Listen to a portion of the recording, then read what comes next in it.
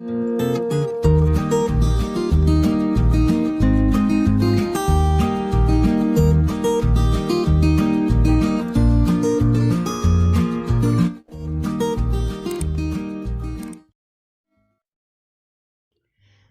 قلبي، اهو انا غسلت اللفت كويس جدا. ده كده تكمله لللفت. بصوا غسلته. هوريكم كده. بصوا هقطع معاكم كده بس كده البتنجان ده كده الاول. ده كده بتنجان هنعمله مسقعه، مش موضوعنا، بس ايه قلت اعمله كده. انا كنت هعمله يعني اهو. بصوا اما نيجي ننقي كده البتنجان ننقي الخفيفه، اما بالنسبه لللفت ننقي ايه؟ ننقي التقيله. بصوا بقى الخفيفه بتبقى جميله ازاي، مفيهاش بذور وبتبقى حلوه. ونقطعه كده بالطول علشان ما يشربش زيت. دي كانت طويله شويه كده قسمتها. زهقنا بقى من الاكل والشرب، عايزين ياكلوا مسقعه النهارده. نعمل لهم احلى مسقعه بقى ان شاء الله. اهو كله جميل ما شاء الله. باركولي بقى، انا وصلت ل200,000 مشاهده عقبالكم. مش عارفه، حاسه ان عايزه اجيب المصفى الاكبر، هجيبها دلوقتي. اهو برش عليه ملح بقى وبسيبه شويه. اهو مفيش كده تاني. اهو ارش عليه ملح. بصوا جميل ازاي، انا بحب اكله كده كمان، مفيد جدا على فكره البتنجان كده بالطريقه دي. هرش عليه ملح بقى كده واسيبه ان شاء الله اما اجي اقليه. طبعا عملت معاكم المسقعه كتير قبل كده. خلينا بقى في الايه، في اللفت الجميل بتاعنا ازاي هنعمله وازاي يطلع كده. ايه احطهم هنا كده عشان لما اقلبهم دلوقتي في المطبخ. دول بقى نركنهم كده على جنب. تعالى بقى يا عمو لفت. بصوا ما شاء الله. هبدأ دي بقى كده اخدها كده اركنها كده على جنب. هبدأ اقشر الجزء ده كده الابيض، بس اقشر الابيض احطه هنا اهو. انا طبعا هعمل معاكم واحدة بس والباقي هعمله مع نفسي. الحتت دي كده هرميها اهو. بصوا ده ما شاء الله كبيرة قوي. وابدأ برضو اعمل دي كده اشيلها خالص عشان ايه متعكسنيش وكنت هتعور. وابدأ اعمل كده. على فكرة الكبير برضو بيبقى جميل، كأني بقطع قلقاس كده. بصوا البلانشة اهو قطعت كده بكل سهولة. نيجي بقى نعملها كده اهو. قطعي بقى التقطيع اللي انت حباها، رفيعة تخينة شوية. انا هقطع كده الحجم ده اللي انتوا شايفينه. هبدأ اعمل الكمية دي كلها كده بنفس الطريقة. تمام. لقيت بقى حتة كده مش عاجباني اشيلها بالسكينة دي كده من عند الراس. ببدأ اعمل كده وممكن اقطعها. اقول لكم نقطعه بايه تاني برضو بيدي شكل جميل قوي لللفت. انا كنت ناسيها والله، بس اهو افتكرت دلوقتي اهو اللي هي دي. بصوا استنى، بصوا دخلت في قلب تعالي يا قمر انت وهي، تعالي بجد اللفت بقى جربوه بطريقتي تحفه. اقطعه كده وابدا بقى اخد كده بالجنب اهو. عايزاه بقى طويل ورفيع شويه تمام، بس انا ما برجحش اللفت يبقى رفيع قوي يعني. اهو بديله برضو المنظر المشرشر ده بيبقى حلو قوي. اي حاجه كده بشيلها بالسكينه. انا بقى هعمل الكميه كلها كده ايه، اشكلهم وممكن اعملهم بدي كده اهو. اقطع معايا كده على طول. بصوا تدي شكل حلو قوي زي ما انتوا شايفين كده. مش هطول عليكم الفيديو، هكمل بقى كل الكميه ونرجع مع بعض تاني. اهو حبايب قلبي، دي اخر واحده كده قلت اعملها معاكم برضو للبنات اللي هي اهي. وادي الكميه اهي، بصوا ما شاء الله، طلع جميل جدا، ما طلعش فاضي من جوه او شايغ زي ما بنقول. قطعي بقى، عايزه ما عندكيش البتاعه دي اسمها ايه دي، اعملي بالسكينه مفيش مشكله. دي كده واحده كبيره. تعالوا بقى ايه اخر واحده نعملها مع بعض، واوريكم ازاي بنقطع بالقطاعه دي. خدي بالك كده عشان ايه بيبقى جامد شويه. واحنا اتفقنا بصوا بتبقى في حتت كده ايه اشيلها خالص بالسكينه، استبعدها اهو، تبقى غامقه كده من تحت بس شويه. بصوا اهي، شفتوني انا بعمل ايه؟ مش عايزه من الحتت دي كلها اهو، شلت نصها رميته. مش عارفه سبحان الله، تشوفي البتاعه بصوا من بره عامله ازاي، نضيفه جدا مفيهاش حاجه، تلاقوا فيها حتت كده مش تمام. فطبعا نستبعد الحتت دي، بس ما نرميهاش طبعا كلها، هي نضيفه وبيضه اهي زي الفل. هنبدا بقى نعمل كده تمام. ودي مش عايزه بقى ان انت تحسسي عليها كده اهي، عايزه تعملي كده سامبوكسات، عايزه كده على طول اهو، بيطلع معايا بالشكل ده اهو زي ما انتوا شايفين كده. انا بقى يعني مش بقطع ايه كله قد بعضه زي ما بيجي ايه معايا كده، بس بحاول طبعا ايه بصوا اهو، لو لقيت حته كده مش حلوه برميها طبعا عشان ما تبقاش ايه سمرة معايا. في حته وقعت مش مشكله اهو. اجيب اسمها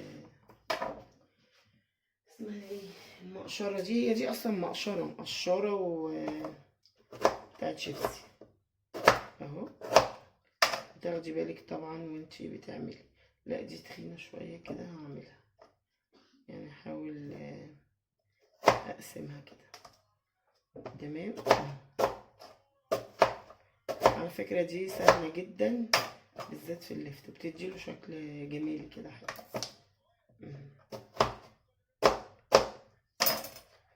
دي كده اخر واحده معايا، هديله بقى شطه بعد ما اخلص وارش عليه الملح.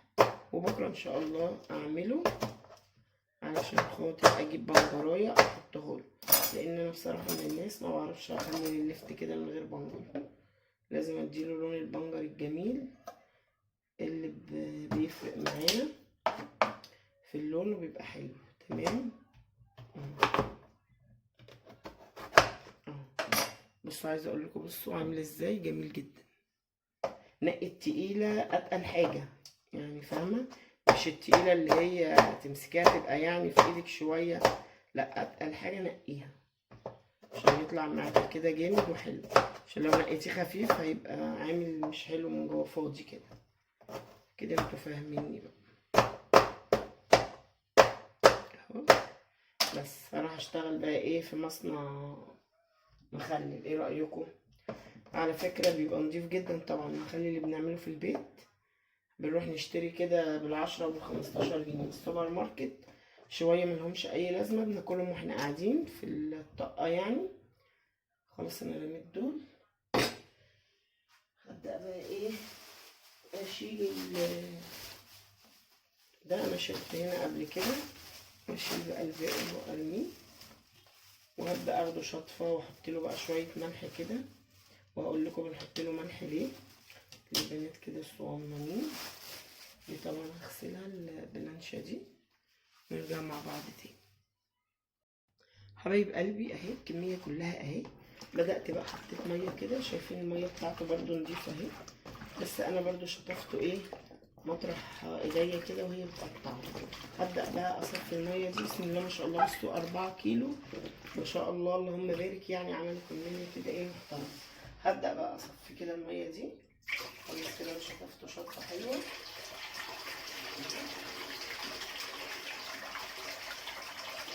معلش بقى بسميه ايه صوتي، اعمل كده بمصفى عشان ايه ننجز.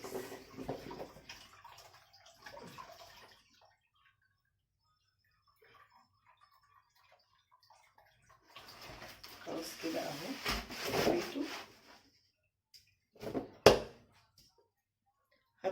ايه بقى الخطوه دي؟ هبدا اجيب كيس الملح بتاعي اهو، معايا كيس ملح كده، وهرش شويه كده، يعني ايه، نص الكيس كده او اقل من نص الكيس اهو، وابيته في الملح ده. تمام.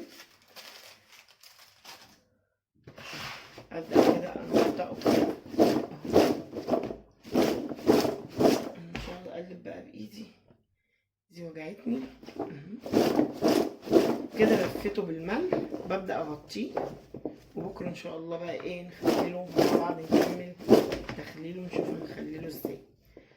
هنخلله ان شاء الله بميه وملح عادي، والبنجر اهو، شايفين شكله جميل ازاي.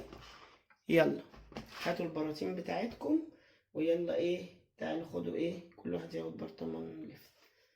المهم يلا بقى، اللي لسه ما اشتركش في القناه يا ريت يشترك في القناه وينورني ويشرفني، ويباركولي طبعا على 200 ألف مشاهدة، عقبال 200 مشترك كده إن شاء الله يا رب العالمين ليكوا جميعا. يلا حبايبي نلتقي بكرة. حبايب قلبي الغاليين، طبعا عملنا بقى، معلش أنا المقطع ده امبارح كده عملته، كنت تعبانة بصراحة، ما قدرتش يعني إن أنا أصوره امبارح، بس أنا بقول لكم أهو إن أنا طبعا حطيته في البرطمان بالمنظر ده، وعملت له المحلول بتاعه. في ناس ما بتضيفش لللفت اي اضافات، انا بحب بصراحه احط له بنجر. طبعا انا جبت كده بنجرايه كبيره، طبعا البنجرايه دي مش هحطها كلها عشان دي هتدي لون كده، مش يعني مش هيبقى اوفر قوي يعني، فاهميني. انا بحب البنجر بس ايه، انا هنشفها كده وهبدا اخد نصها. تمام خلاص كده اهو، هبدأ اخد نص البنجرية دي بس، واشيل النص التاني في الفريزر اي وقت تاني. اخد النص الاكبر ده وهبدأ اقشره، اخد حتة تاني كده امسك بيها البنجرية عشان تعمل لي ايدي، امسكها كده وابدأ اقشرها بالمنظر ده اهو، انتوا شايفين كده. ومنية قلت لها هاتيلي بنجرايه، راحت جابت لي بنجرايه ما شاء الله يعني، مقلبظه كده. يلا مش هتخسر، امبارح انا ملحقتش اجيب بصراحه، فمش مشكله يعني. عايزه اقول لكم لو عملتي حتى قبلها بيوم او بيومين وضفتي البنجر بعد كده مفيش مشكله خالص. كده كده ايدي خلاص احمرت والبنجر طور كمان، خلاص بقى كده اهو، خلاص دول كده. هبدأ اقطعها كده شرايح على الرخامة اهو، مش عارفة انا فاتحة فاتحة معاكم. بصوا كم مرة كنت هتعور من السكينة، مش مهم بقى. على فكرة ده بيتاكل برضو، بيبقى جميل. البنجر على فكرة مفيد جدا جدا. هبدأ بقى افتح البرطمان بتاعي، ودي برضو اقسمها كده، اعمل حلقات بقى صغيرة كفاية قوي دول، واحطهم في المخلل بتاعي. اشيل بقى اي لون كده من على الوش اهو. طبعا انا عملته امبارح عشان كنت مبيتاه من اول امبارح، ما كانش ينفع ان هو يقعد. وهبدأ انزل احط كده بالمنظر ده، مش عارفه انتوا شايفين، لا انتوا مش شايفين اهو. هبدأ احط كده في الجوانب وانزل كده بالسكينه الطويله دي، بصوا انزله كده لتحت. هو كده كده بصوا مسافه ما اتحط عمل اللون الجميل اهو. وكان المفروض يتحط في وسط اللفت، بس مش مشكله بقى. اللي حصل ان انا ما جبتش امبارح اهو. طبعا قلت لكم البنجرايه كبيره قوي عليه. طبعا هبدا اشيل شويه ميه عشان اعرف ادخل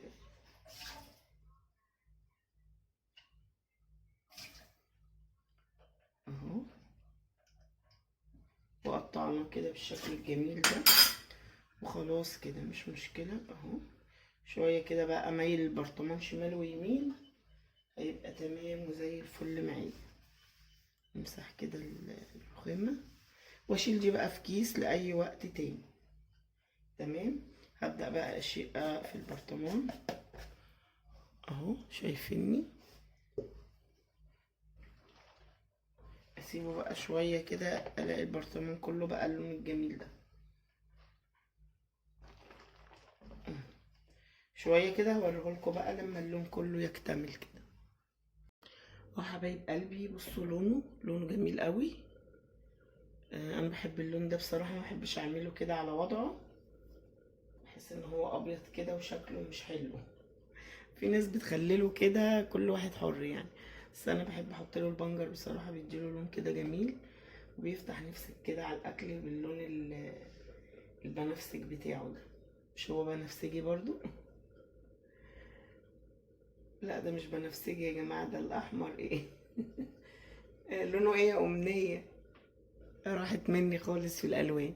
يلا اعملوه بنظافة في البيت، بدل ما بنروح نشتري كده مخللات الله اعلم بتبقى حامضة ساعات، بتبقى مش حلوة. اعملوه في البيت ويبقى جميل في الشتاء جنب كل الاكلات بقى، كرنبيط، يعني كل الاكل بيتحط جنبه طبعا مخلل، وعملناه كده مشرشر بالمنظر الجميل ده. يلا بحبكم في الله، احلى اخوات، مع السلامة.